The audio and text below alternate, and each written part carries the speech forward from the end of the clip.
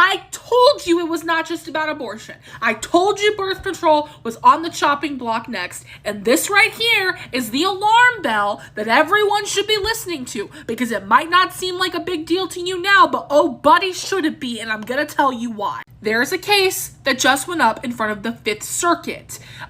Judge Matthew Kacsmarik's court specifically, and if you don't know who Matthew Kacsmarik is, he has a history of making anti-choice, anti-reproductive freedom rulings.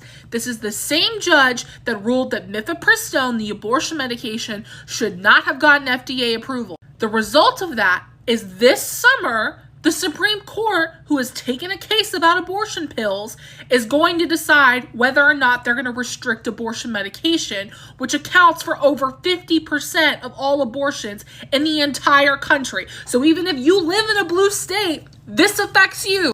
Matthew Kacsmarik ruled that a Texas father has the right to deny his daughter access to birth control, holding that Title X does not override a parent's right to consent to their teenagers obtaining contraceptives. This has to do with the case Deanda v. Becerra. So this is a parental consent law. That's what he's ruling on, that a parent has to consent to their minors getting birth control. And that might not seem like a big deal to you, but it is, because this is exactly the kind of stepping stone that was used to ban abortion. When the Supreme Court ruled on Roe v. Wade and made abortion a constitutionally protected right in their ruling, one of the first ways that people started to restrict abortion was through parental consent laws. That meant if you were a minor, you had to have your parents' consent to access abortion, which has a lot of problems attached to it. Say you're someone who was assaulted by your parent, and you then have to get your abuser's permission to get the care that you need. Or if you are someone who does not want to become a parent as a teenager, but you have parents who do not approve,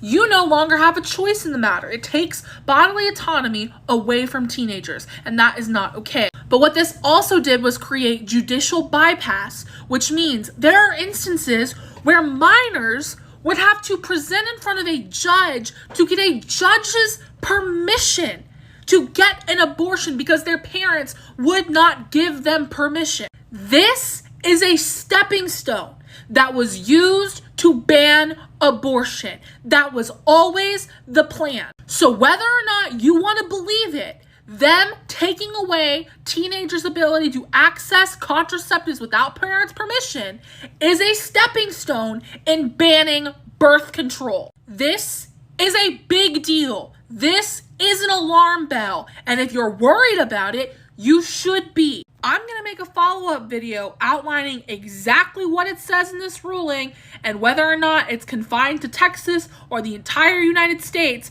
But that being said, this is still relevant to everyone because the attacks are coming, and you need to know that. You need to vote for people who want to codify the ability to access birth control.